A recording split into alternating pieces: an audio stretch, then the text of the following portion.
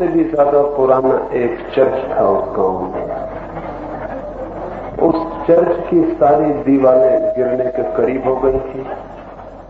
न तो कोई उपासक उस चर्च के भीतर प्रार्थना करने जाता था, न कोई कभी उस चर्च के भीतर जाना तो दूर, उसके पास से निकलने में भी लोग डरते थे। वो चर्च कभी भी गिर सकता था। हवाएं चलती थीं तो गांव के लोग सोचते थे आज चर्च गिर जाएगा। आकाश में बादल गरजते थे तो गांव के लोग बाहर निकल के देखते थे चर्च गिर तो नहीं गया। बिजली चमकती थी तो डर होता था चर्च गिर जाएगा। ऐसे चर्च में कौन प्रार्थना करने जाता। चर्च बिल्कुल मरा हुआ था, लेकिन फिर भी खड़ा हुआ था। कुछ मरी हुई चीजें भी खड़ी रह जाती हैं, और जब मरी हुई चीजें खड़ी रह जाती हैं तो अत्यंत खतरनाक हो जाती है। मरे का मर जाना ही जरूरी है, मरे का खड़ा रहना बहुत खतरनाक है। अगर हम सारे मुर्दों को खड़ा कर लें और कब्रों में न गड़ाएं और मरघटों में न जलाएं तो दुनिया में जीने वाले लोगों की जो कठिनाई होगी उसकी कल्पना करनी मुश्किल है। अगर सारे मुर्दे जो इस जमीन पर कभी रहे हैं और मर गए अगर जगह जगह खड़े कर दिए जाएं तो जिंदा आदमी उनको देख के ही पागल हो जाएंगे। उनका गला देना और जला देना जरूरी है। मरे का मर जाना ही जरूरी है, लेकिन वो चर्च मर गया था और खड़ा था। फिर चर्च के संरक्षक कमेटी मिली, ट्रस्टी मिले, और उन्होंने कहा हम क्या करें कि लोग चर्च में आ सकें, क्योंकि ट्रस्टियों का हित इसी में था कि उस मरे चर्च में भी लोग आते ही रहे। उस चर्च से ही उनकी आजीविका चलती थी। चर्च का पादरी घर घर जाके समझाता था कि चर्च की तरफ आओ। हालांकि चर्च का पादरी भी चर्च से दूर दूर ही रहता था, क्योंकि वो कभी भी गिर सकता था। अंततः चर्च की कमेटी मिली। कमेटी भी चर्च के भीतर नहीं मिली, वो भी चर्च से दूर उन्होंने बैठक की और उन्होंने 4 प्रस्ताव स्वीकार किए। उन्होंने पहला प्रस्ताव स्वीकार किया कि हम बहुत दुख से ये स्वीकार करते हैं कि पुराने चर्च को गिरा दिया जाना चाहिए, और तत्काल दूसरा प्रस्ताव स्वीकार करते हैं कि पुराने चर्च की जगह हम एक नया चर्च बनाएं। और उन्होंने तीसरा प्रस्ताव ये भी किया कि पुराने चर्च की ईंटें ही नए चर्च में लगाएंगे, पुराने चर्च के द्वार दरवाजे ही नए चर्च में लगाएंगे, पुराने चर्च की नींव पर ही नए चर्च को उठाएंगे, पुराना चर्च जैसा ही नया चर्च होगा। ये भी उन्होंने सर्वसम्मति से स्वीकार किया। और चौथा प्रस्ताव उन्होंने 3 प्रस्ताव पास किए। एक कि पुराने चर्च को गिराना जरूरी हो गया है, 2 कि एक नए चर्च को हम बनाएं, और तीसरा कि नए चर्च को हम क्या सुनाई नहीं पड़ रहा 3 प्रस्ताव पास किए। एक कि पुराने चर्च को गिरा देना है, 2 कि एक नया चर्च बनाना है, और तीसरा कि पुराने चर्च की बुनियाद पर ही नए चर्च की नींव रखनी है, पुराने चर्च की ईंटों का ही नए चर्च में उपयोग करना है, पुराने द्वार दरवाजे ही लगाने हैं, नए चर्च में कोई नई चीज नहीं लगानी, सब पुराना लगाना है। यहां तक भी गनीमत थी। उन्होंने चौथा एक प्रस्ताव और स्वीकार किया कि जब तक नया चर्च न बन जाए तब तक पुराने को गिराना नहीं। वो चर्च अब भी खड़ा होगा और नया चर्च कभी नहीं बनेगा। इस देश की हालत भी ऐसी ही है। इस देश का मंदिर बहुत पुराना हो गया। वो इतना पुराना हो गया कि उसका पीछे का पूरा इतिहास खोजना भी बहुत मुश्किल है। उसकी सब दीवारें सड़ गई, उसकी सब बुनियादें खराब हो गई, उसका सब कुछ अतीत में नष्ट भ्रष्ट जरा जीर्ण हो गया और हम उसमें ही रहे चले जा रहे हैं। और इस देश के विचारशील लोग समझाते हैं कि हमारा बड़ा सौभाग्य है क्योंकि हमारे पास सबसे ज्यादा पुराना समाज है। ये दुर्भाग्य है, सौभाग्य नहीं। समाज नया होना चाहिए निरंतर, और जो समाज नए होने की क्षमता खो देता है उस समाज से रौनक भी चली जाती है, खुशी भी चली जाती है, आनंद भी चला जाता है, जीवन का सब रस चला जाता है। हिंदुस्तान की पूरी सामाजिक व्यवस्था, सारा ढांचा इतना पुराना हो गया कि अब उसके भीतर न तो जीना संभव है न मरना संभव है। उसके भीतर सिर्फ दुखी होना, पीड़ित होना और परेशान होना संभव है। और इसीलिए हम इतने आदी हो गए हैं दुख के कि दुख को मिटाने की कोई कल्पना भी हमें पैदा नहीं होती।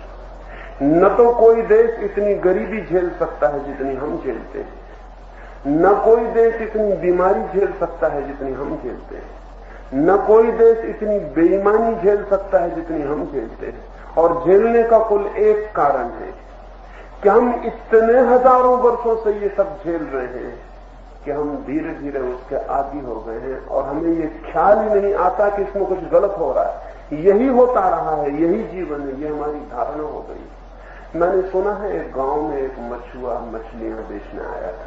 वो मछलियां बेच के जब लौटने लगा तो सोचा कि राजधानी है, देख लूं घूमकर। वो गांव के बड़ी बड़ी सड़कों पर गया, वो उस सड़क पर भी गया जहां सुगंधियों की दुकानें थी, परफ्यूमर्स की दुकानें थी। लेकिन मछुआ एक ही सुगंध जानता था, मछली की, और कोई सुगंध नहीं जानता था। उसे जब वहां सुगंधियों की दुकानों से सुगंधियां उड़ती हुई हवा में आने लगी तो उसने सोचा इस गांव के लोग बड़े पागल हैं, ये दुर्गंध की दुकानें किस लिए खोल रखी है। उसने अपना रुमाल अपनी नाक पर लगा लिया, लेकिन जैसे जैसे भीतर घुसा और बड़ी दुकानें थी, वो भागने लगा और भागा तो और भीतर और बड़ी दुकानें थी। वो दुनिया का सबसे बड़ी सुगंधियों का बाजार था। सुगंध के कारण वो बेहोश होकर गिर पड़ा। सुना है कभी कोई सुगंध के कारण बेहोश होकर गिर पड़े? लेकिन वो एक सुगंध जानता था मछली की, और बाकी सब दुर्गंध थी। वो बेहोश होकर गिर पड़ा तो बड़ी सुगंधियों के दुकानदार अपनी तिजोरियां खोल के वो बहुमूल्य सुगंधियां उसे सुंघाने लाए, जिनसे आदमी होश में आ जाता है। लेकिन वे उसे सुगंध सुंघाने लगे, वो बेहोशी में हाथ पैर तड़फड़ाने लगा, हाथ पैर पटकने लगा, भीड़ इकट्ठी हो गई। सुगंधी के दुकानदार बड़े हैरान हुए कि इन सुगंधियों से तो कोई भी बेहोश आदमी होश में आ जाए, ये हो क्या रहा है। उन्हें क्या पता कि जिसे वे सुगंध समझते हैं उसे वो बेहोश आदमी दुर्गंध समझता है, क्योंकि वो बेहोश आदमी दुर्गंध को सुगंध समझने का आदी हो चुका है। एक भीड़ में एक दूसरे मछुए ने यह हालत देखी, उसने कहा ठहरो, तुम जान ले लोगे। सेवकों तुम रुक जाओ। सेवक अक्सर जान लेने वाले सिद्ध होते हैं। अगर उन्हें पता ना हो कि बीमारी क्या है तो सेवक जान लेने वाले सिद्ध होते हैं। और इस देश को तो हम जानते हैं अच्छी तरह से कि सेवक किस तरह से जान ले रहे हैं। देश की बीमारी का उन्हें कोई पता नहीं। उस मछुए ने कहा दूर हटो, वो मर जाएगा आदमी। जहां तक मैं समझता हूं तुम ही उसको बेहोश करने के कारण हो। सुगंधियों को दूर फेंकवा दिया। उस गिरे हुए मछुए की टोकरी पड़ी थी, गंदा कपड़ा पड़ा था, हाथ से गिर गया था जिसमें वो मछलियां लाया था। उस दूसरे मछुए ने उस पर पानी छिड़का और वो गंदी टोकरी उसके मुंह पर रख दी। उस बेहोश मछुए ने गहरी सांस ली और कहा दिस इज रियल परफ्यूम। ये है, ये दुष्ट मेरी जान लिए लेते थे। ये कहां कहां की दुर्गंधें इकट्ठी किए हुए। अगर कोई आदमी दुर्गंध में रहा हो तो दुर्गंध का आदी हो जाता है। ये देश बीमारी का आदी हो गया है, गरीबी का आदी हो गया है, बेईमानी का आदी हो गया है, सब चीजों का आदी हो गया। और ये आदत इतनी पुरानी हो गई है कि इसे हम खून में लेके पैदा होते। सड़क पर चलते वक्त अगर कोई भीख मांगता हमें दिखाई पड़ता है तो हमें कोई बेचैनी नहीं होती। ज्यादा से ज्यादा ये होता है कि 2 पैसे दे दो, लेकिन ये कोई बेचैनी नहीं है। ये सिर्फ बेचैनी से बचने की तरकीब। ये 2 पैसे देके जैसे हम झंझट से छुटकारा पा गए। लेकिन गांव में कोई भीख मांगता है, ये पूरे गांव का अपराध है। देश में कोई भूखा मरता है, ये पूरे देश का अपराध है। ये हमारे ख्याल में नहीं आता। ये हमारे ख्याल में ही नहीं आता कि बच्चे पैदा होते हैं और मर जाते हैं। हमारी उम्र बहुत कम, हमारा शरीर क्रस्त, हमारा सारा जीवन बीमारी से भरा हुआ। हम कहते हैं ये सब भाग्य है। हमने हर चीज की व्याख्या खोज ली है। इसलिए नहीं कि हम बदल दें जिंदगी को, हमने हर चीज की ऐसी व्याख्या खोजी है कि जिंदगी जैसी है वैसी ही सही साबित हो जाए और हमें कोई तकलीफ न मालूम पड़े। अगर कोई गरीब है तो हम कहते हैं पिछले जन्मों के पाप के कारण वो गरीब है। बात खत्म हो गई, एक्सप्लेनेशन मिल गया, व्याख्या मिल गई। अब कुछ करने की जरूरत नहीं, क्योंकि पिछले जन्म के साथ कुछ किया भी तो नहीं जा सकता। जो हो गया है वो हो गया है। और हम कहते हैं कि वो गरीब है तो अपने पापों के कारण गरीब है, जबकि सच्चाई उल्टी है। अगर कोई गरीब है तो हम सबके पापों के कारण गरीब है। लेकिन हम एक व्यक्ति पर थोप के एक व्याख्या लेके बैठ गए और ये व्याख्याएं इतनी पुरानी हो गई कि जब तक हमें पुराने पर शक न हो जाए तब तक इन व्याख्याओं से मुक्ति नहीं हो सकती। एक फकीर एक मस्जिद के नीचे से गुजर रहा था। मस्जिद के ऊपर अजान देने कोई चढ़ा होगा, वो गिर पड़ा, फकीर की गर्दन पर गिरा, फकीर की गर्दन टूट गई। उस आदमी को तो कोई चोट न पहुंची क्योंकि फकीर की गर्दन तो वो संभल गया। फकीर की गर्दन टूट गई, वो अस्पताल में भर्ती हुआ। फकीर के शिष्यों को पता था कि वो फकीर हर चीज में से कुछ न कुछ रहस्य और राज खोज लेता है। उन्होंने सोचा कि अब हम जाकर पूछें कि क्या हालत, इस गर्दन टूट जाने में कौन सा रहस्य। वो गए उस फकीर के पास, उस फकीर से पूछा इससे तुमने क्या सीखा। उसने कहा इससे मैंने एक बात सीखी कि वो सिद्धांत गलत है कि जो गिरे उसी की गर्दन टूटे, गिरे कोई और गर्दन किसी और की भी टूटे। वो सिद्धांत गलत है क्योंकि हम न गिरे, न हमें गिरने से कोई मतलब था, न हम मीनार पे चढ़े। चढ़ा कोई और, गिरा कोई और, वो तो बच गया, गर्दन हमारी टूट गई। जिंदगी एक अंतर संबंध है, एक इंटर रिलेशनशिप है, उसमें कोई गिरे कोई की गर्दन टूट सकती है। लेकिन इस मुल्क ने एक व्याख्या खोजी हुई है कि अगर तुम्हारी गर्दन टूटी है तो तुम ही गिरे होगे, और कभी गिरे होगे पिछले जन्मों में, इसलिए अब गर्दन टूटी। अब उसका पता लगाना मुश्किल है कि किस पिछले जन्म में आप गिरे थे भी या नहीं गिरे थे, पिछला जन्म था भी या नहीं था। लेकिन उन सारी व्याख्याओं के आधार पर आपकी गरीबी को समझा दिया गया। अब गरीबी को बदलने की कोई भी जरूरत न रही। अब गरीबी स्वीकार करनी पड़ेगी, भिखमंगापन स्वीकार करना पड़ेगा, बीमारी स्वीकार करनी पड़ेगी। हमने एक जीवन दर्शन विकसित किया है जिसमें हम सब कुछ जैसा भी है, गंदा, बेहुदा, कुरीत, रुग्ण, विक्षिप्त, सबको स्वीकार कर लेते। और ये स्वीकृति इतनी पुरानी हो गई है कि हमें पता भी नहीं कि कब हमने ये स्वीकृति दी थी। ये बहुत लंबा समय बीत गया, तब से हम स्वीकार करते चले आ रहे हैं। और जब तक हमें पुराने पर शक न हो जाए तब तक इस स्वीकृति से भी नहीं छूटा जा सकता। और जब तक ये स्वीकृति की जड़ें नहीं टूट जाती हैं तब तक एक नए समाज का जन्म भी असंभव है। और नए समाज का जन्म न हो तो हम इसको ही समाज कहते रहेंगे। ये जो करीब करीब एक पागलखाना हो गया, करीब करीब देश एक पागलखाना है। मैंने सुना है कि जब हिंदुस्तान पाकिस्तान बटे तो हिंदुस्तान पाकिस्तान की सीमा पर एक पागलखाना था, और पागलखाने का भी सवाल उठा कि पागलखाना कहां जाए, हिंदुस्तान में जाए कि पाकिस्तान में जाए। और पागलखाने को लेने को कोई भी राजी नहीं था, किसी को फिक्र भी नहीं थी कि पागलखाना कहां जाए। तो पागलखाने के अधिकारियों ने सोचा पागलों से ही पूछ लें कि तुम जाना कहां चाहते हो। तो उन पागलों से पूछा कि तुम्हें कहां जाना है। हालांकि तुम कहीं जाओगे नहीं, रहोगे यहीं, लेकिन फिर भी तुम हिंदुस्तान में जाना चाहते हो कि पाकिस्तान में। उन पागलों ने कहा बड़ी अजीब बात है, हम तो समझते थे हम पागल ही अजीब बातें करते हैं, आप भी अजीब बातें करते हैं। जब जाएंगे कहीं भी नहीं, रहेंगे यहीं, तो हिंदुस्तान या पाकिस्तान में जाने का सवाल कहां उठता है। आप भी बड़े मजे की बात कहते हैं, रहेंगे यहीं, और फिर पूछते हैं जाना कहां है। फिर भी उन लोगों ने कहा तुम समझोगे नहीं, ये जरा बहुत टेढ़ी राजनीति की बातें हैं। तुम तो साफ साफ ये कहो तुम कहां जाना चाहते हो। उन्होंने कहा हम कहीं नहीं जाना चाहते, हम यहीं अच्छे। और उनका ये सवाल ही नहीं, रहोगे तुम यहीं। उन पागलों ने कहा जब हम यहीं अच्छे हम कहीं क्यों जाएं। बड़ी मुश्किल हो गई। फिर सोचा कि पूछ लो कौन हिंदू और कौन मुसलमान। जो हिंदू उसको हिंदुस्तान भेज दो, जो मुसलमान उसको पाकिस्तान भेज दो। उनसे पूछा तुम में हिंदू कौन मुसलमान कौन। उन्होंने कहा हमें कुछ पता नहीं, हम सिर्फ आदमी हैं। हिंदू मुसलमान हमें तो इतना ही पता है कि हम सिर्फ आदमी हैं। वो पागलों ने कहा कि हमें सिर्फ इतना पता है कि हम आदमी हैं। और पागल खाने के बाहर जो घूम रहे हैं उनसे पूछो, उनमें से कोई न कहेगा हम आदमी हैं, कोई कहेगा हम हिंदू हैं, कोई कहेगा हम मुसलमान हैं, कोई कहेगा हम ईसाई हैं। और अगर भगवान की दुनिया में कहीं कोई हिसाब होता होगा तो उस दिन लिख लिया गया होगा कि इस पागल खाने में ऐसे आदमी रहते हैं जो पागल नहीं, और पागल खाने के बाहर ऐसे आदमी रहते हैं जो पागल हैं।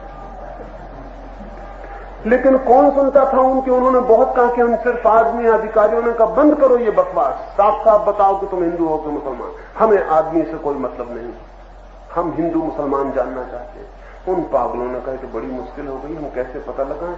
ज्यादा से ज्यादा हम ये कह सकते हैं कि हम पागल हैं। अगर आप आदमी नहीं मानते तो हम पागल हैं, मगर हिंदू मुसलमान हमें कुछ पता नहीं।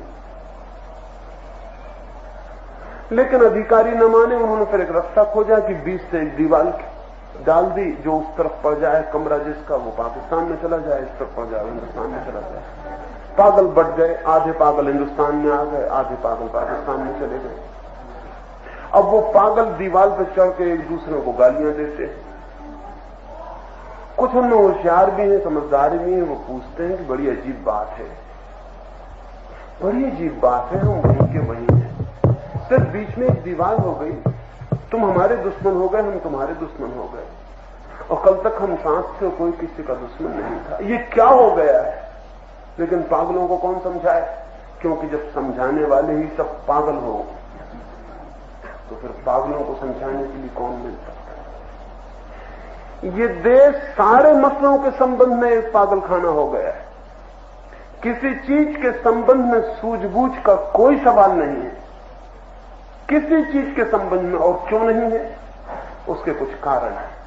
सबसे बड़ा कारण मैं आपसे कहना चाहता हूं वो ये है कि हमने जब से ये मान लिया है कि सूझबूझ के ठेकेदार पहले हो चुके, अब हमको कोई सूझबूझ की जरूरत नहीं, तब से हमने सूझबूझ को छुट्टी दे दी। सब ऋषि मुनि जो भी जानने योग्य था जान गए और लिख गए, और सब सत्य जो जाने जा सकते थे वो हमारी गीता में, हमारे वेद में, हमारे उपनिषदों में लिखे।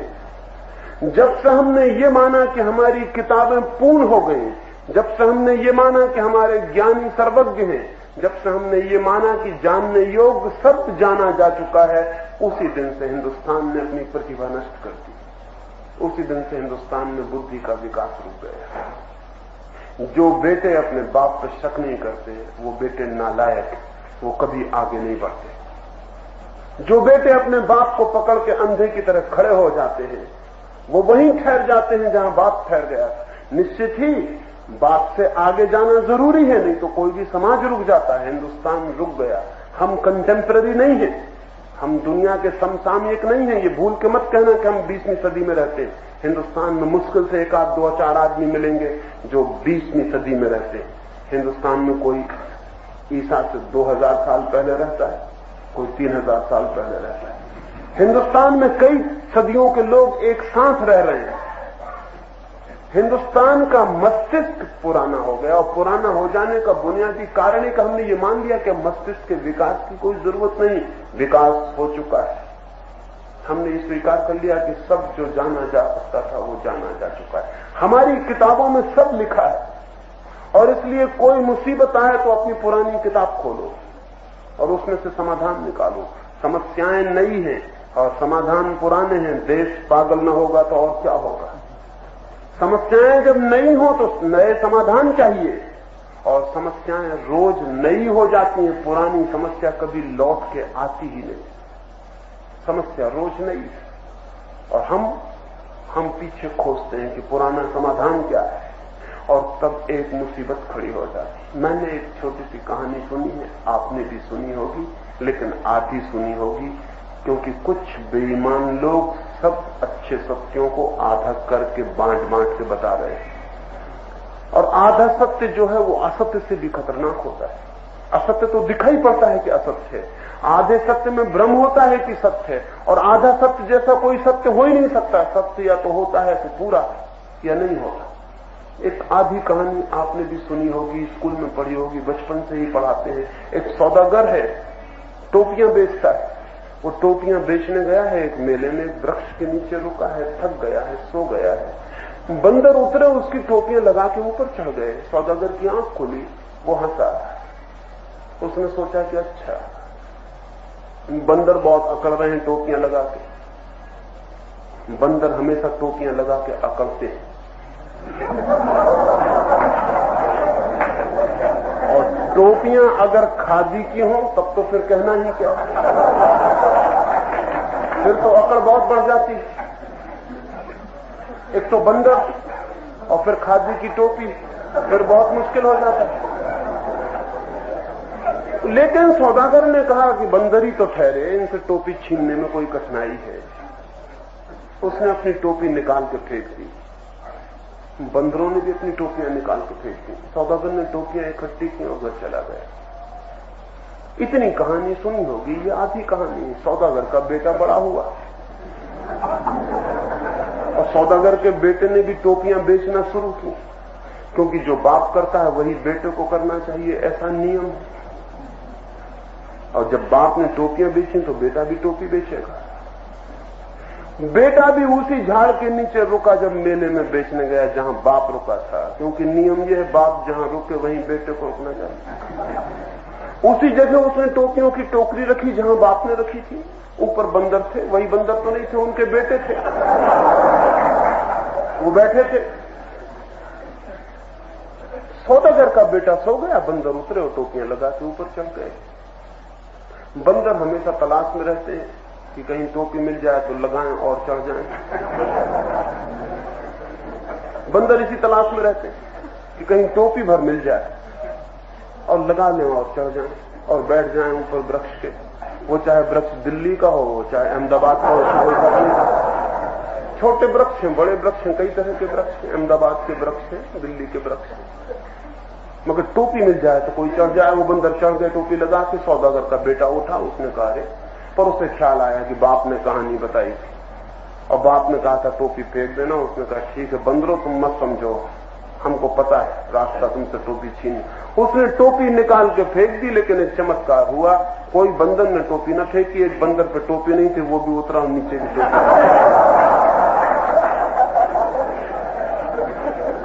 ये कहानी पूरी हुई।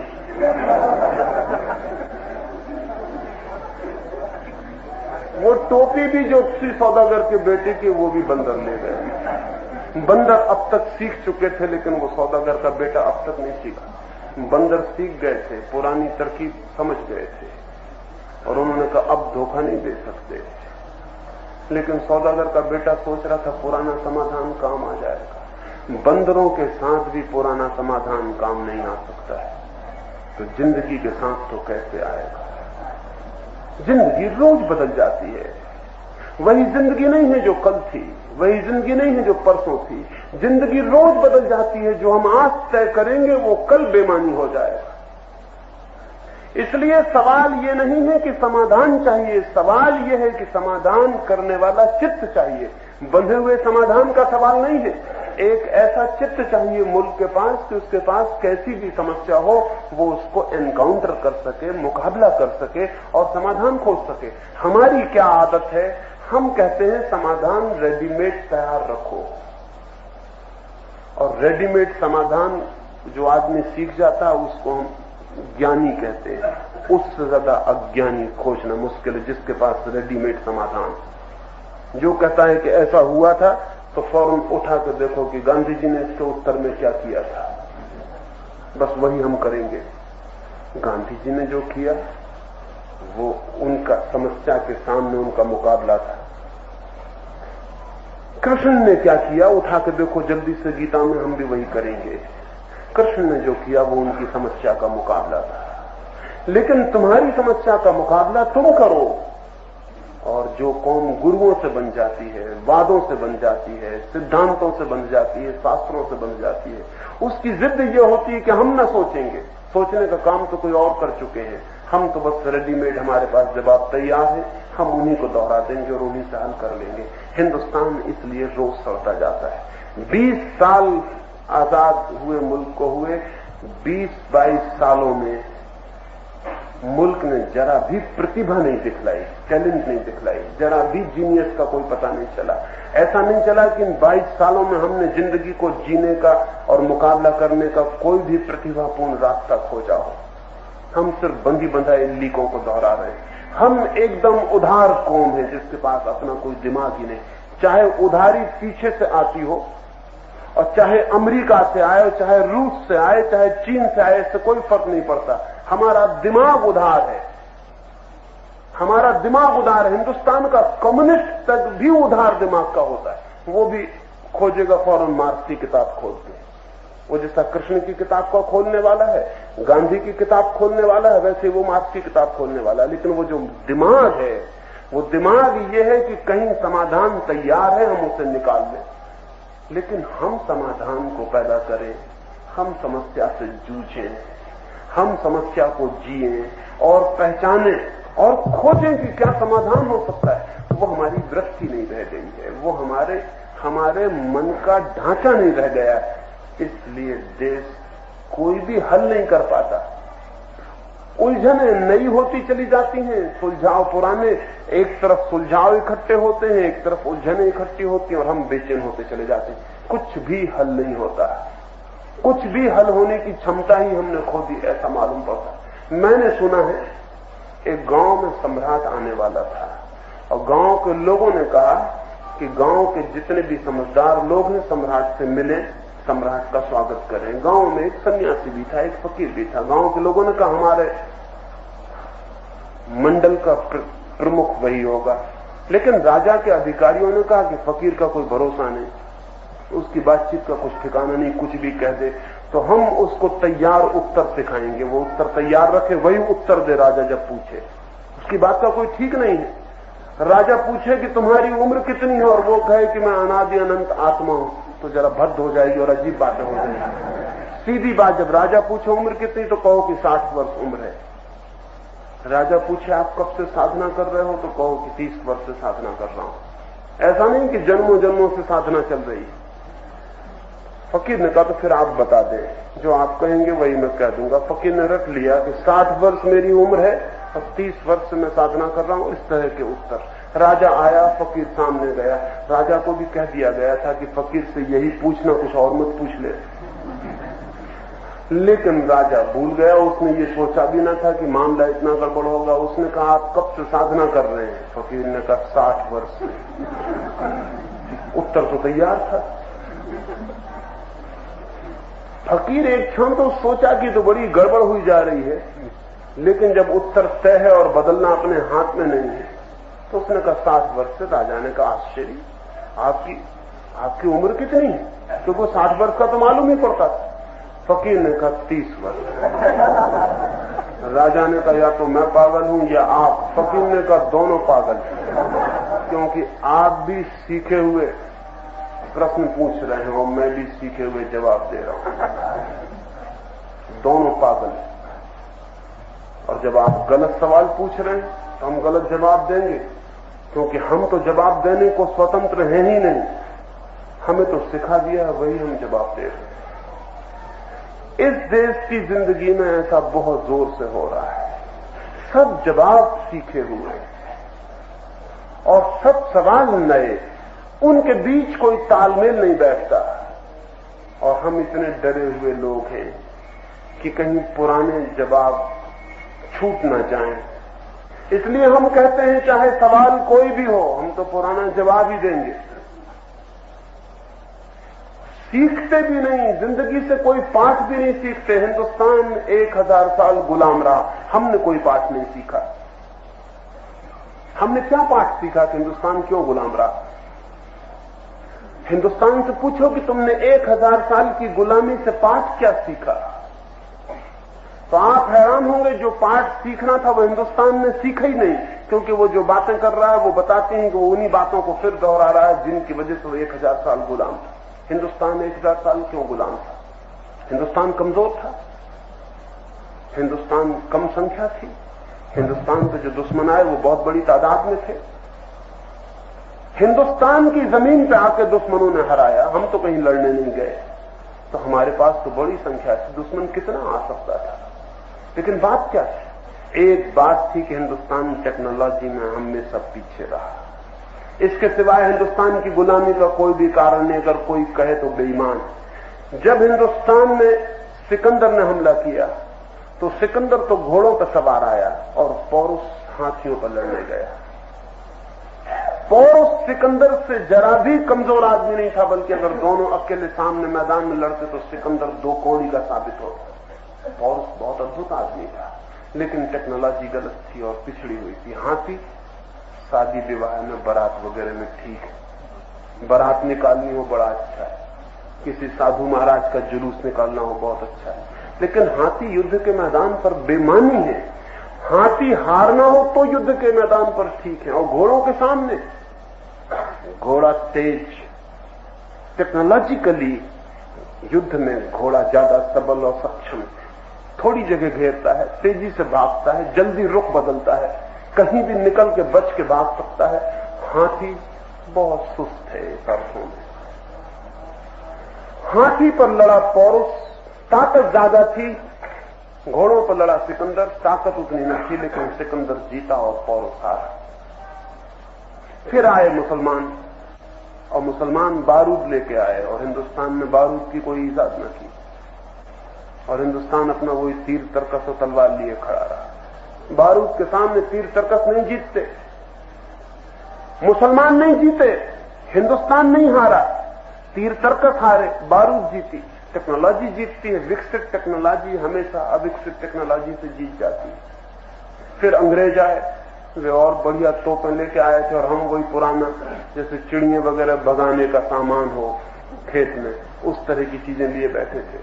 अंग्रेज कितनी थोड़ी ताकत लेके आया था, लेकिन उसके पास तोपें थी, और तोपों ने हमें मुश्किल में डाल दिया, हमारी समझ के बाहर हो गया, हम क्या करें। हिंदुस्तान 1000 साल गुलाम रहा, क्योंकि हिंदुस्तान वैज्ञानिक रूप से कम विकसित रहा, और कोई कारण नहीं। हिंदुस्तान अब भी वैज्ञानिक रूप से कम विकसित है, और कम विकसित ही रहेगा, क्योंकि हिंदुस्तान के समझाने वाले लोग हिंदुस्तान को एंटी टेक्नोलॉजिकल बनाने की कोशिश में लगे हुए हैं, और एंटी साइंटिफिक बनाने की कोशिश में लगे हुए हैं।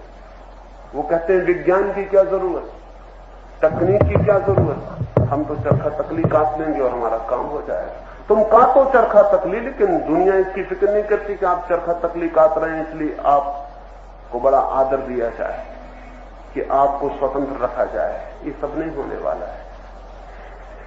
और इस मुल्क का मस्तिष्क जो है वो इस तरह ढाला गया है 5-6 हजार सालों में, कि जब भी हमें कुछ विकसित बात कही जाए तो हमारी समझ के बाहर होती है, अविकसित बात कही जाए तो हमारी समझ में एकदम से आती है। अगर कोई एलोपैथी की बात कहे तो हम कहेंगे ये, अगर कोई आयुर्वेद की बात कहे तो हम कहेंगे बिल्कुल ठीक है, ऋषि मुनियों का विज्ञान। सवाल एलोपैथी और आयुर्वेद का नहीं है, सवाल आधुनिक और पुरातन का है। नया जीतेगा, पुराना हारेगा, और जो पुराने को पकड़ा रहेगा उसके साथ वो भी हारेगा, वो बच नहीं सकता। इस जगत में निरंतर नए की जीत है, और नए की जीत स्वाभाविक है, क्योंकि नए का अनुभव पुराने से ज्यादा है, नए का प्रयोग ज्यादा है, नए की प्रक्रिया और भी अनुभवों में से गुजर चुकी है। नया जीतता है, पुराना हारता है। भारत सदा से पुराना है इसलिए हारता रहा है। अब भी भारत पुराना है, अब भी भारत के पास नया क्या है। अगर रूस में जाओ और बच्चों से पूछो तो वो सपने देख रहे हैं चांद पर मकान बनाने के। अमेरिका में जाओ तो वो मंगल की यात्राओं के ख्वाबों से भरे, और हिंदुस्तान के बच्चों के पास जाओ वो अभी भी रामलीला देख रहे हैं। रामलीला देखना इतना बुरा नहीं है, ऐसे रामलीला बहुत बढ़िया चीज है, लेकिन कभी कभी देखने के लायक है। उसको ही देखते रहना बहुत खतरनाक सिद्ध हो सकता है।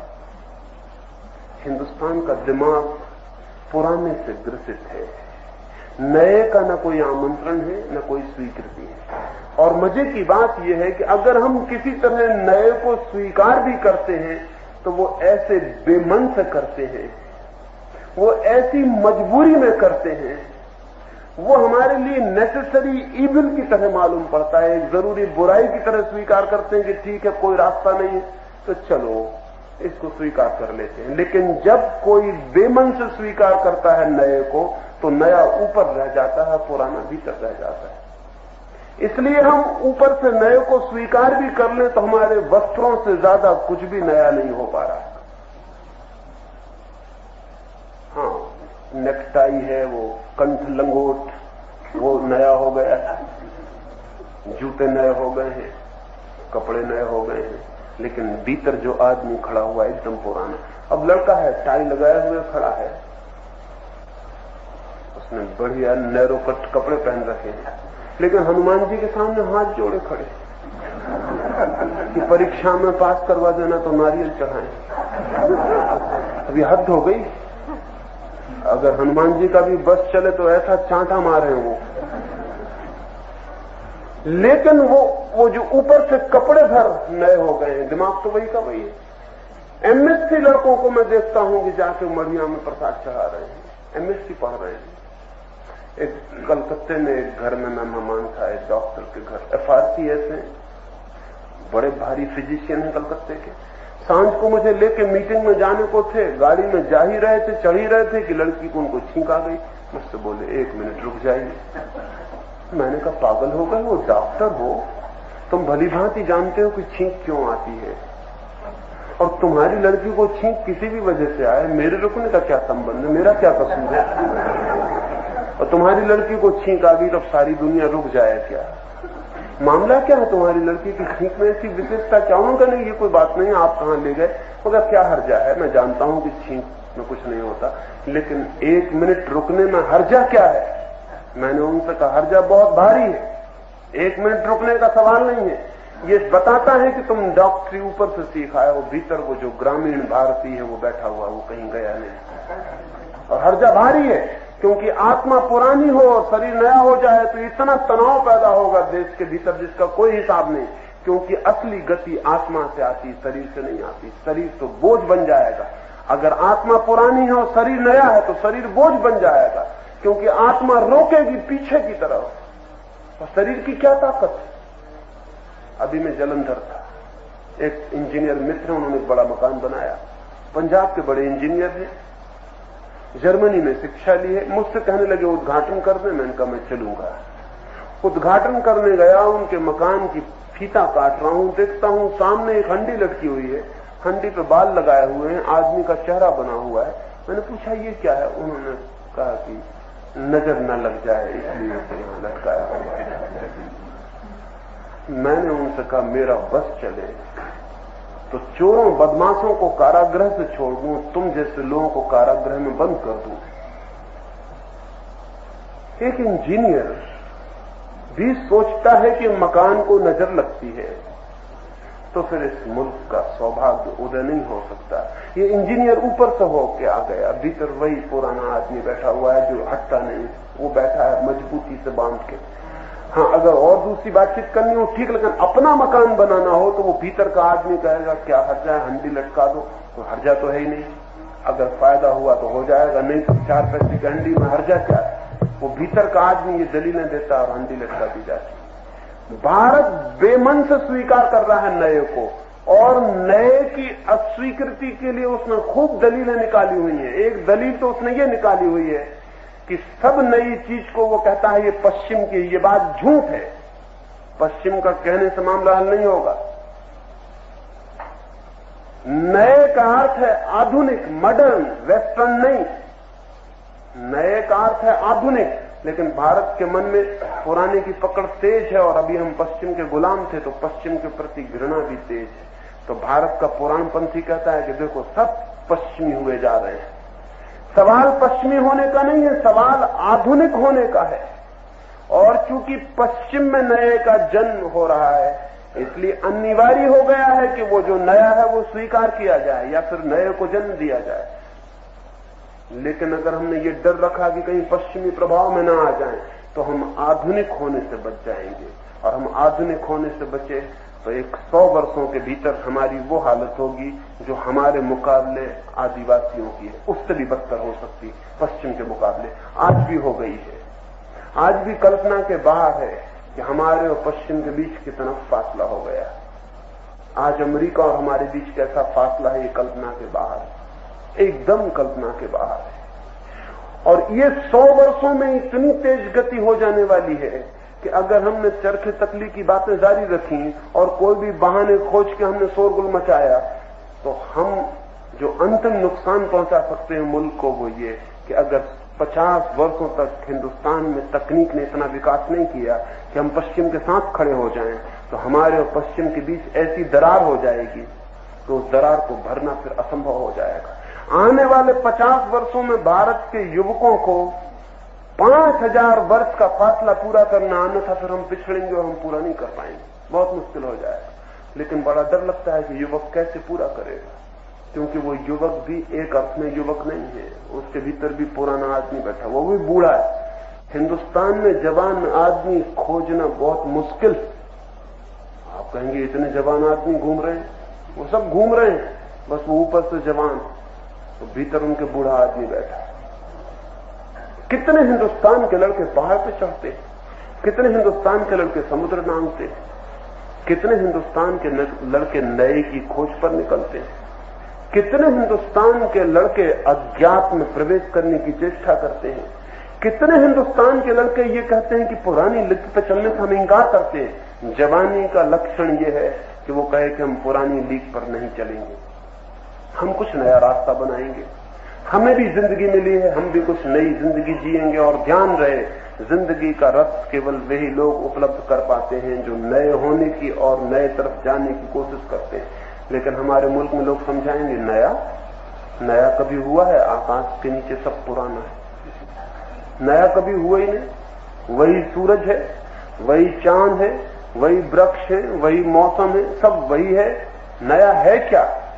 ये मुल्क समझाता है नया कुछ भी नहीं है, सब पुराना है। तो मैं आपसे कहना चाहता हूं, पुराना कभी भी कुछ नहीं है, सब नया। कल जो सूरज निकला था वो आज नहीं निकला, आज दूसरा सूरज निकला है। आप 1 घंटे मुझे सुन के जाएंगे तो इस ख्याल में मत रहना कि आप वही आदमी जा रहे हैं जो आए थे। इस 1 घंटे में बहुत गंगा का पानी बह जाएगा, आपके भीतर भी बहुत पानी बह जाएगा, आप दूसरे आदमी ही जाने वाले हैं, आप वही आदमी नहीं है फिर यहां से जाते समय जो आए थे। इस 1 घंटे में कुछ तो हुआ, आप मरे हुए तो नहीं है। मुर्दा अगर हम लाते इस कमरे में तो घंटे भर के बाद भी वो वही होता है। जिंदा आदमी, हाँ कुछ मुर्दे भी आ गए होंगे तो वो वही होंगे। जिंदा आदमी तो बदलेगा, जिंदगी का मतलब बदलाहट है और जिंदगी प्रतिपल बदल रही है, और जितनी तेजी से बदलती जिंदगी, जितनी डायनामिक होती है, उतनी जिंदगी है। लेकिन हिंदुस्तान में कुछ नहीं बदलता और हिंदुस्तान का मन ऐसा पकड़ लिया है कि सब पुराना है, सब वही है, सब सदा से वही है। मैंने सुनी है एक कहानी, आपने भी सुनी होगी, कि चूहों ने एक दफा सभा की है और बिल्ली के लिए सोचा क्या करें क्या न करें, तो उन्होंने कहा अपनी पुरानी किताब खोलो। पुरानी किताब खोली, बिल्लियों के संबंध में क्या लिखा है पुराने चूहों ने लिखा है कि एक दफा और सभा हुई थी, कई दफा सभा हो चुकी है, बिल्ली के गले में घंटी बांधी जाए, ये ऋषियों ने कहा है, चूहों के ऋषियों ने, कि बिल्ली के गले में घंटी बांधी जाए। अगर घंटी बंध जाए तो फिर बिल्ली का कोई डर नहीं। ये तो समाधान साफ है, लेकिन फिर किसी बूढ़े चूहे ने कहा लेकिन घंटी बंधेगी कैसे? फिर लोगों ने कहा ये बात तो सच है, सिद्धांत तो सही है, लेकिन इसका व्यवहार क्या होगा? घंटी बंधे कैसे, घंटी बांधे कौन? फिर बात वहीं अटक गई। सिद्धांत बिल्कुल सही है,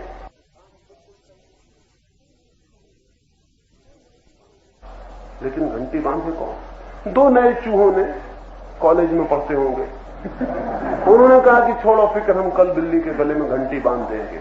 लेकिन बुड्ढों ने कहा ये कभी हुआ ही नहीं, ये कभी हुआ ही नहीं, कभी हो भी नहीं सकता। क्या तुम पागल हो गए हो? नए छोकरे हो, दिमाग खराब हो गया। उन्होंने कहा आप बातचीत मत करिए, जब घंटी बन जाए कल तब मुलाकात करिए।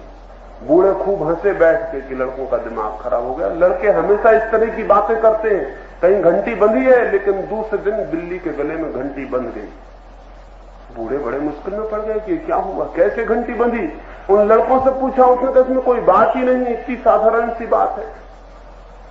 उन दोनों छोकरों का, चूहों के छोकरों का, एक दवाई की दुकान में आना जाना था।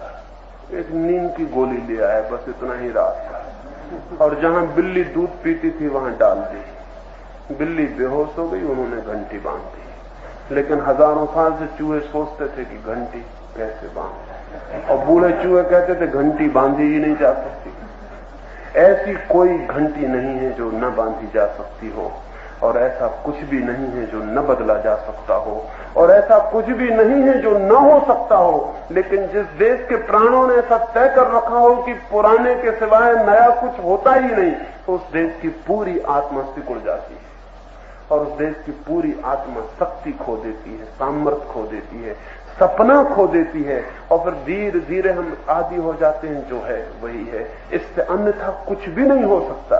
ये इतने जोर से बैठ गया हमारे मन में कि अगर ये न तोड़ दिया जाए तो इस देश में कोई भी गति संभव नहीं होगी। इसे तोड़ा जाना जरूरी है, इसे सब तरफ से तोड़ा जाना जरूरी है, और जितनी कोशिश की जा सके इसे तोड़ने के लिए, जितने तर्क दिए जा सके, जितना विचार किया जा सके, उतना ही सौभाग्य का सिद्ध होगा।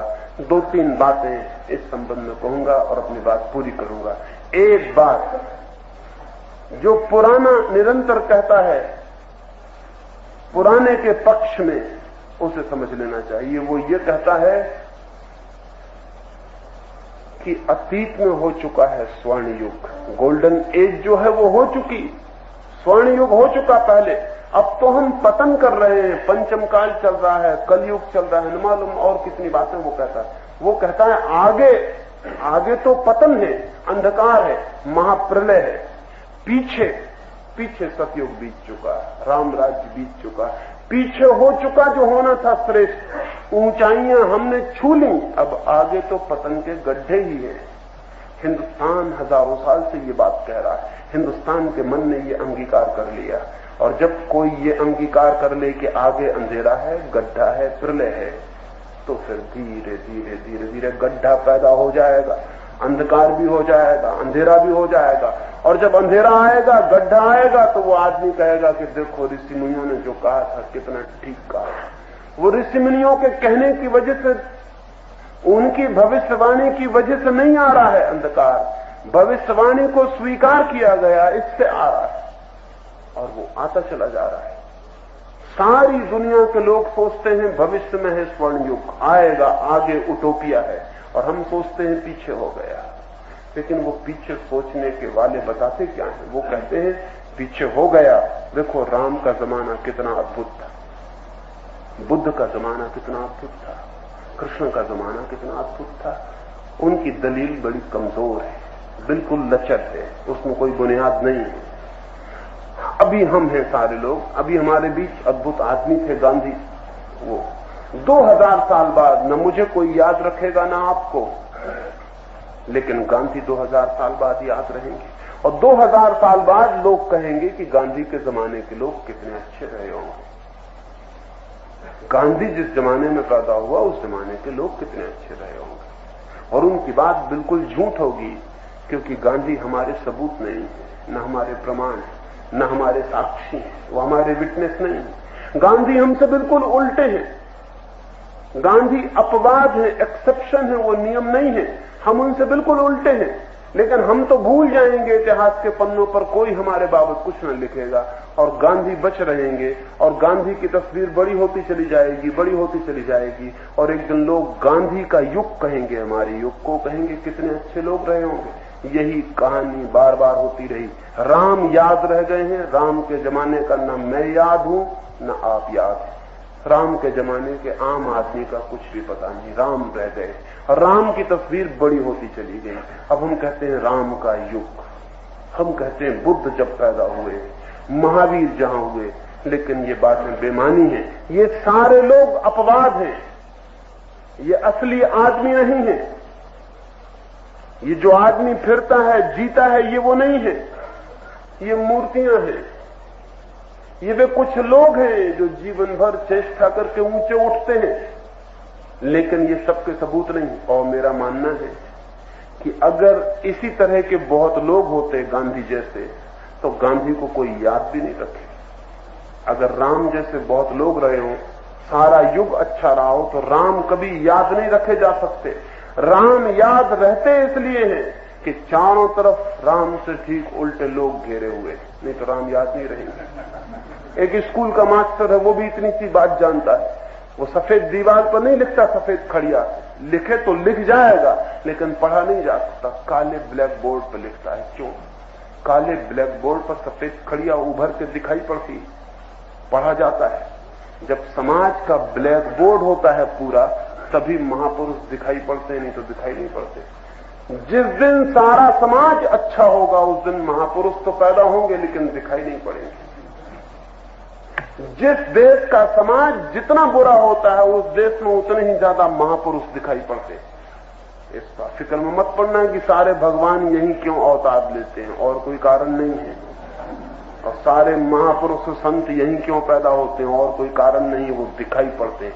सारे समाज का ब्लैक बोर्ड बहुत काला है, उस पर एक आदमी भी सफेद हो जाता है तो बहुत चमकता है, हजारों साल तक चमकता रहता है। नहीं, पीछे कुछ स्वर्ण युग नहीं हो गए हैं, कुछ अच्छे आदमी हुए हैं। स्वर्ण युग तो उस दिन होगा जिस दिन सारे लोग इतने अच्छे आदमी होंगे, वो भविष्य में हो सकता है, वो पीछे नहीं है, वो पीछे नहीं हुआ है। फिर उनकी शिक्षाएं भी उठा कर देखें, पुरानी से पुरानी किताब देखें, तो वो किताब भी ये नहीं कहती है कि आजकल के लोग अच्छे हैं, वो किताब कहती है पहले के लोग अच्छे थे। पुरानी से पुरानी किताब ये कहती है पहले के लोग अच्छे थे। 6000 वर्ष पुरानी किताब भी यही कहती है कि पहले के लोग अच्छे थे। तब जरा शक होता है कि पहले के लोग कब थे, ये थे भी कभी, या कुछ अच्छे लोगों की याद के आधार पर हमेशा पहले के लोग अच्छे दिखाई पड़ते हैं। और भी कारण मालूम होते हैं। अगर हम महावीर की शिक्षाएं उठाकर देखें तो महावीर क्या समझाते हैं सुबह से सांझ तक? सुबह से सांझ तक समझाते हैं चोरी मत करो, बेईमानी मत करो, दूसरे की स्त्री को मत भगाओ, हिंसा मत करो। अगर लोग अच्छे थे तो महावीर का दिमाग खराब था। ये किसको समझा रहे हैं? बुद्ध भी यही समझाते हैं, क्राइस्ट भी यही समझाते हैं। दुनिया के सारे महापुरुष सुबह से शाम तक लेकर एक ही काम करते हैं, चोरी मत करो, हिंसा मत करो, बेईमानी मत करो, व्यभिचार मत करो। किसको समझाते हैं ये 24 घंटे ये बातें? अगर लोग अच्छे थे तो समझाने की कोई जरूरत न थी, लेकिन लोग उल्टे रहे होंगे। चोरों को ही समझाना पड़ता है चोरी मत करो, बेईमानों को समझाना पड़ता है बेईमानी मत करो। नहीं तो किसको समझाना पड़ेगा? हत्यारों को समझाना पड़ता है हिंसा बुरी है, अहिंसा परम धर्म है। ये सिर्फ हिंसकों को समझाना पड़ता है कि अहिंसा परम धर्म है। ये सारी शिक्षाएं बताती हैं कि समाज कैसे लोगों से गठित था, कैसे लोग थे। वो जो लोग कहते हैं कि ताले नहीं लगते थे हमारे देश में तो चोरी होती ही नहीं होगी, शक की बात है।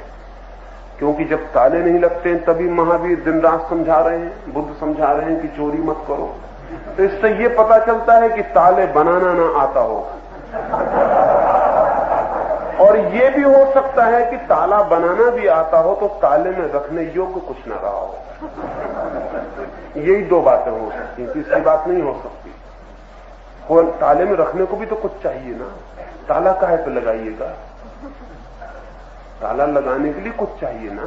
देश इतना गरीब रहा है कि कहां ताला लगाओगे, किस चीज पे ताला लगाओगे? आज भी करोड़ों लोग ऐसे हैं जिनके पास ताला लगाने को कुछ भी तो नहीं है, तो उनके घर पे ताला न लगे तो ये मत समझ लेना कि चोरी नहीं होती। चोरी के लिए भी तो कुछ चाहिए, चोरी किसकी होगी? लेकिन महावीर और बुद्ध की शिक्षाएं बताती है कि चोरी बराबर होती रही हो।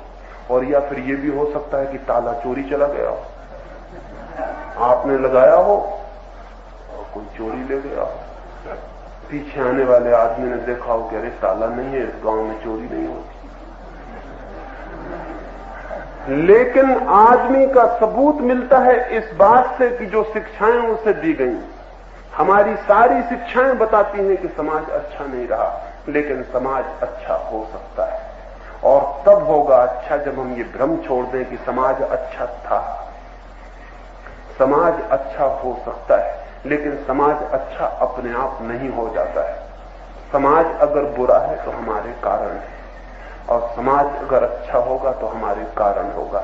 हम कुछ करेंगे तो होगा, लेकिन भारत मानता है कि हमारे किए तो कुछ होता नहीं, सब भगवान करता है। इस बात ने जितना हमें नुकसान पहुंचाया, जितनी पॉइजनस है ये बात कि सब भगवान करता है, उतनी जहरीली और कोई बात नहीं हो सकती। अच्छा था कि हिंदुस्तान की नस नस में जहर का टीका लगा दो और सब मर जाएं, मगर इस तरह की बकवास मत सिखाओ कि सब भगवान करता है। सबको जहर दे दो वो अच्छा है, लेकिन इस तरह का मानसिक जहर मत दो, क्योंकि जिस आदमी को, जिस समाज को ये ख्याल हो जाता है सब भगवान करता है, वो समाज सब कुछ करना बंद कर देता। और ध्यान रहे, जीवन की जो विकृति है उसको करने के लिए कुछ नहीं करना पड़ता, वो अपने आप आ जाती। नीचे उतरना हो तो आदमी अपने आप चला जाता है, ऊपर जाना हो तो कुछ करना पड़ता है। और जो समाज ये मान ले कि सब भगवान करता है, वो नीचे से नीचे चला जाएगा, कि नीचे जाने के लिए कुछ भी नहीं करना पड़ता है, ऊपर जाने के लिए खुद कुछ करना पड़ता है। अगर ये भी हम मान लें कि सब भगवान करता है और हमारा नीचे जाना रुक जाए तो भी ठीक है, लेकिन नीचे जाना नहीं रुकता। नीचे जाना एकदम अपने आप होता चला जाता है। एक ग्रेविटेशन है नीचे का। एक पत्थर को हम ऊपर की तरफ फेंकने के लिए ताकत लगानी पड़ती है, पत्थर को लौटने के लिए कोई ताकत नहीं लगती, जमीन खींच लेती है। जिंदगी का नीचे की तरफ एक गुरुत्वाकर्षण है। तो जो समाज ये मान लेता है कि सब भगवान करता है, वो ऊपर उठना बंद कर देता है। ऊपर उठने के लिए कुछ करना जरूरी था और नीचे गिरना जारी रहता है। और जब कोई समाज ऊपर नहीं उठता तो नीचे गिरता ही चला जाता है, और जितना नीचे गिरता चला जाता है उतना वो काहिलपन की, नपुंसकता की, इंपोर्टेंस की बातें पकड़ने लगता है कि ठीक है, ये तो भाग है, ये तो कर्म है, ये तो ये है, ये तो, और नीचे गिरता चला जाता है। सारा मुल्क एक अंधेरे घर की तरह हो गया, एक पागल खाने की तरह। इसको बदलना है, ये नहीं बदलना है, इसे नया करना है कि नहीं करना है, तो कौन और कैसे इसे नया करे। तो मैंने 3-4 बातें कही, उन पर सोचना। एक, पुराने का मोह जब तक है तब तक नए का जन्म नहीं हो सकता। पुराने को गिराना पड़ेगा अगर नए को बनाना है। विध्वंस की हिम्मत चाहिए अगर सृजन करना हो। केवल वे ही निर्माण करते हैं जो मिटाने की ताकत भी जुटा लेते हैं। और मैंने ये कहा कि सोचना होगा कि हम अतीत में ही मानते चले जाएं अपने स्वर्ण युग को, या भविष्य में बनाएं स्वर्ण युग को। अतीत में स्वर्ण युग मानने वाली कौम पतन के रास्ते पर जाती है, भविष्य में स्वर्ण युग को मानने वाली कौम विकास करना शुरू करती है। और तीसरी बात मैंने कही कि क्या हम टेक्नोलॉजी और विज्ञान के विकास में आगे बढ़ेंगे, या दत्यानुसी और पुराणपंथी बातों में पढ़ के देश के भाग्य को उन्हीं हाथों में छोड़ देंगे अंधेरे जिनमें देश हजारों साल से रहा। और चौथी बात मैंने कही कि अगर विज्ञान को लाना है तो आधुनिक मॉडर्न होने की हिम्मत जुटानी पड़ेगी। पश्चिम की बात छोड़ देनी पड़ेगी। न कोई पूरब है न कोई पश्चिम है, नया है और पुराना है। ये डिवीजन गलत है पूरब और पश्चिम का। असली डिवीजन है पुराने और नए का। पुराने के खिलाफ नए की लड़ाई है, लेकिन पुराना चालाक है और वो ये कहता है कि नया अच्छा, तो तुम पश्चिमी होना चाहते हो। पश्चिमी नहीं होना, हमको अपना भारतीय रहना है। भारतीय तुम बहुत दिन से हो, बहुत दुख उठा रहे हो। और भारतीय होने का मतलब पुराना होना नहीं होता, मरा हुआ होना नहीं होता। हम नए होकर भी भारतीय हो सकते हैं। सच तो यह है कि नए होकर ही हो सकते हैं, क्योंकि पुराना होकर सिर्फ एक दीनता की लंबी कहानी है, दुख और दारिद्र्य की। और अंतिम बात, ये जो मैंने कहा, ये जो बातें मैंने कही, मेरा कोई आग्रह नहीं है कभी भी कि जो मैं कहूं उसे मान लेना, क्योंकि यही तो पुरानी उपद्रव की जड़ रही है अब तक। कि आदमी कहता मैं जो कहता हूं वो मान लो। क्यों? क्योंकि मैं तीर्थंकर हूं, मैं महात्मा हूं, मैं गुरु, ऐसा ऊपर से चाहे ना भी कहे, लेकिन सारा आयोजन ऐसा करता है कि मान लो कि मैं जानता हूं। यही खतरनाक सिद्ध हुआ। किसी की मत मानना। अब इस मुल्क को गुरु की जरूरत नहीं है। अब ये मुल्क गुरु की बकवास से मुक्त होना चाहिए। अब तो एक एक आदमी को सोचना पड़ेगा। जब पूरा मुल्क सोचेगा तब वो प्रतिभा प्रकट होगी, वो शक्ति प्रकट होगी जो जीवन की समस्याओं को हल कर सके। यहां कुछ लोग सोचते हैं, सारे लोग चुपचाप मानते हैं, इसलिए लिथार्जी, आलस्य पैदा हो गया, तमस पैदा हो गया। हम पत्थरों की तरह पड़े रह गए हैं, अंकुरों की तरह ऊपर नहीं बढ़ते। तो मैंने जो कहा सोचना, इससे ज्यादा मेरा कोई आग्रह नहीं। इसलिए मुझे बड़ी हैरानी होती जब मुझे चारों तरफ से गालियां पड़नी शुरू होती, तो मुझे हैरानी होती, क्योंकि मैंने किसी से कहा नहीं कि मेरी बात मान लो। मैंने ये भी नहीं कहा कि मेरी बात कोई सत्य, चरम सत्य है, कि उससे भिन्न कुछ नहीं हो सकता। मैंने तो सिर्फ इतना निवेदन किया कि मेरी बात सोचना, अगर ठीक लगे ठीक, गैर ठीक लगे फेंक देना। और अगर अपने सोचने से ठीक लग जाए मेरी बात, तो फिर वो मेरी नहीं रह गई, वो आपकी हो गई। जो खुद के विचार से निकलता है वो स्वयं का हो जाता है, और स्वयं का सत्य ही एकमात्र सत्य है, और स्वयं का सत्य ही व्यक्ति को स्वतंत्र करता है। मेरी बातों को इतने प्रेम और शांति से सुना, इस तकलीफ में और मुसीबत में, उससे बहुत बहुत अनुग्रहित हूं। और अंत में सबके भीतर बैठे परमात्मा को प्रणाम करता हूं, मेरे प्रणाम स्वीकार करें।